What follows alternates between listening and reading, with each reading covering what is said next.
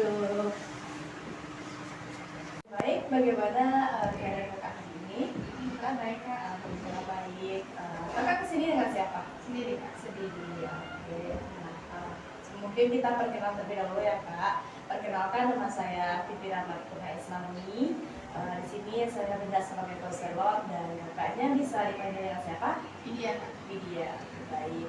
Nah, Widya udah pernah mengikuti konseling?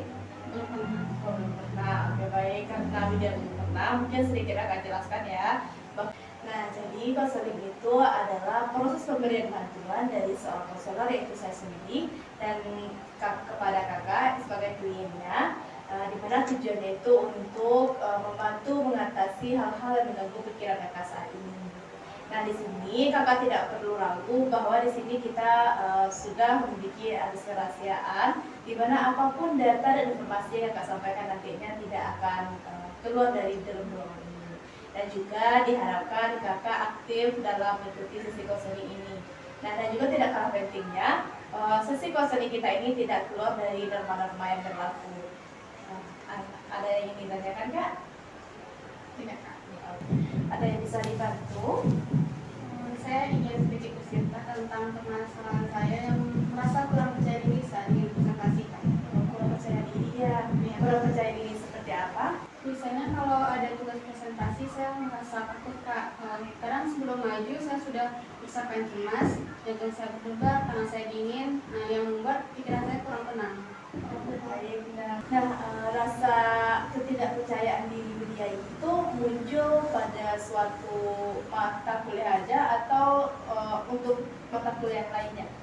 Untuk semua mata kuliah kak. Untuk mata kuliah. Nah, jadi dia mengatakan kepercayaan diri itu muncul ketika presentasi di semua mata kuliah. Nah, apa sih yang terlintas di pikiran dia saat ingin melakukan presentasi?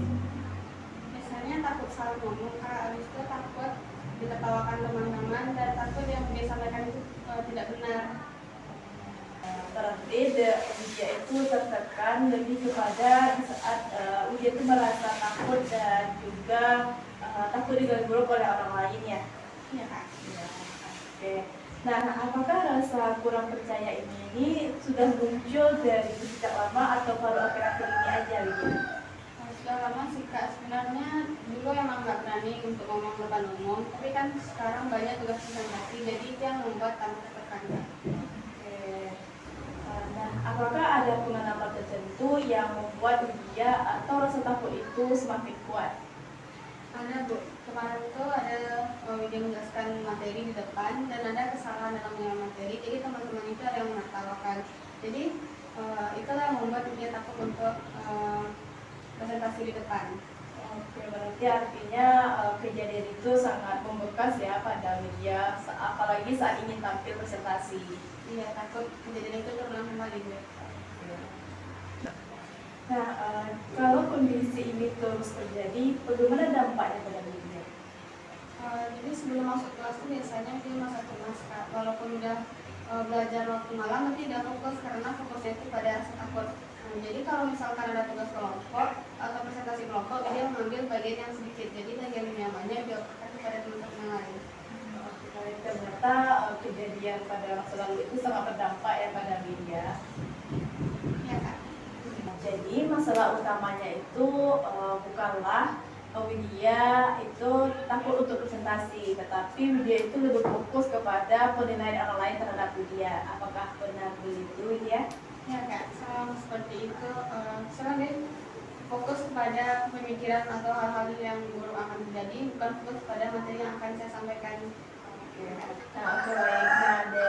Nah, dengan kita mengetahui inti masalah Widya tadi, kita akan lebih mudah untuk mencari atau bagaimana cara kita mengatasi permasalahan kurang percayanya diri Widya saat presentasi. Ya kak. Jadi kalau menurut kakak, gimana apa yang saya lakukan supaya saya tuh lebih percaya diri saat presentasi? Soalnya saya bingung kak, mulai dari mana? Baik, nah kakak senang karena Widya sudah memiliki memiliki keinginan untuk mencari solusi terhadap permasalahan dia, yaitu sulit atau kurang percaya diri saat presentasi. Nah, sebelum itu kakak ingin memberikan sedikit informasi kepada Widya agar Widya memahami sebenarnya apa yang sebenarnya sedang Widya rasakan. Ya. Nah, yang pertama, Widya itu perlu tahu bahwa rasa gugup Widya saat presentasi itu adalah hal yang wajar. Karena orang-orang yang biasa berbicara di depan umum pun juga sering merasakan gugup saat presentasi di depan. Jadi itu adalah hal yang wajar ya, bagi kita setiap melakukan presentasi.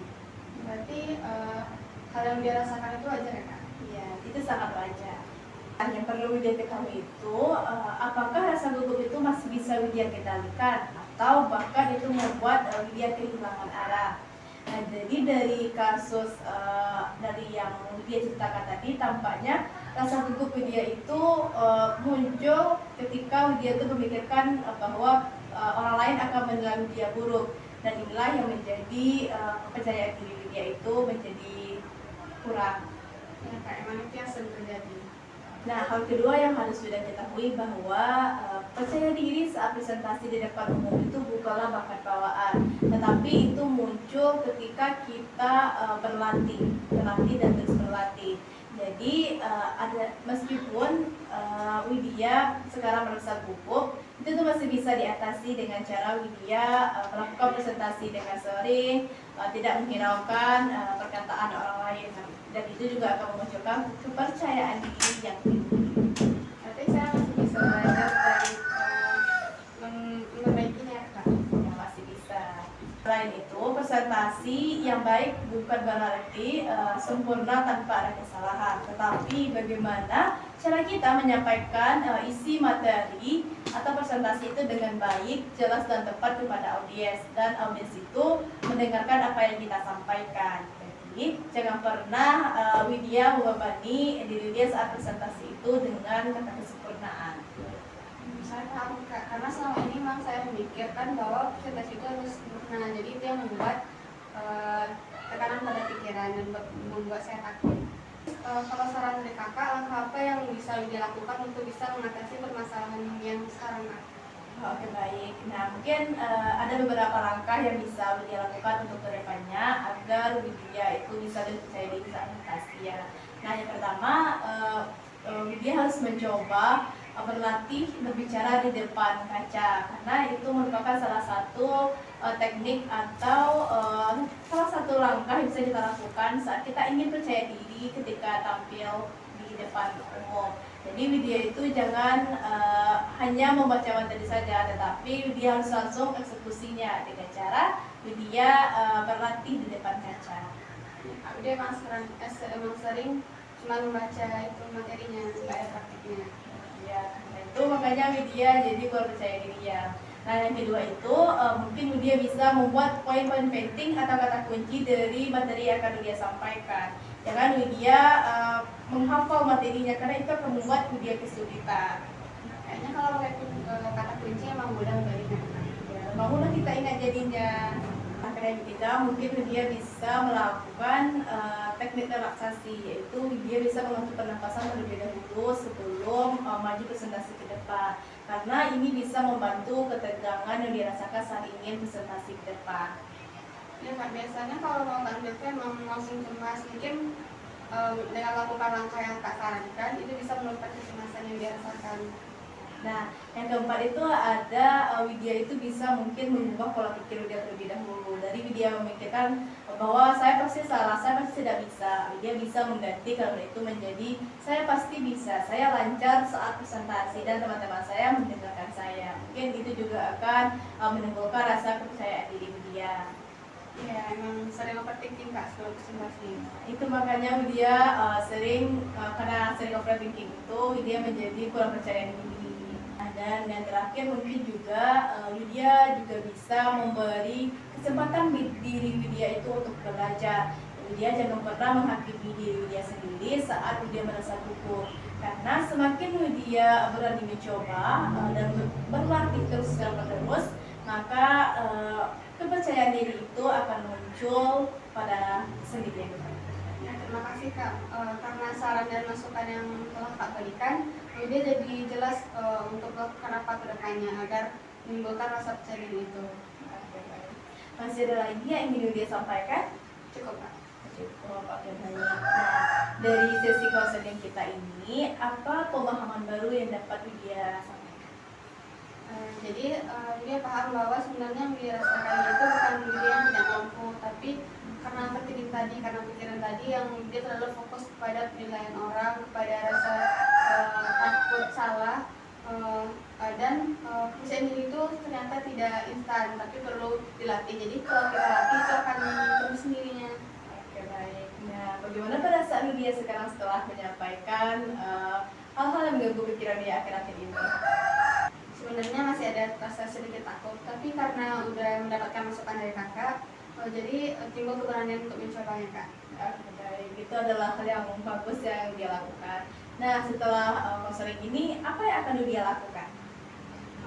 Dia akan mencoba untuk berlatih bicara dengan di depan kaca supaya kepercayaan diri itu tumbuh, membuat poin-poin penting supaya materi yang disampaikan itu lebih mudah dan mengganti hal-hal negatif yang pikiran negatif itu dengan pikiran positif.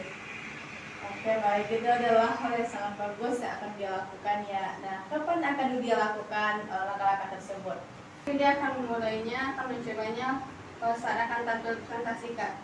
Oke baik, itu adalah hal yang bagus. Semoga di saat Udia presentasi nantinya, Udia itu tidak ada lagi rasa gugupnya, menyampaikan materi dengan baik, dan teman-teman pun juga ikut memahami materi yang Udia sampaikan.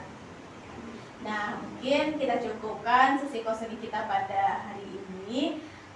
Nanti jika ada lagi yang ingin Widya sampaikan bisa dihubungi kakak. Sekian, kakak akhiri dengan wabillahi taufiq wal hidayah. Wassalamualaikum warahmatullahi wabarakatuh. Waalaikumsalam warahmatullahi wabarakatuh.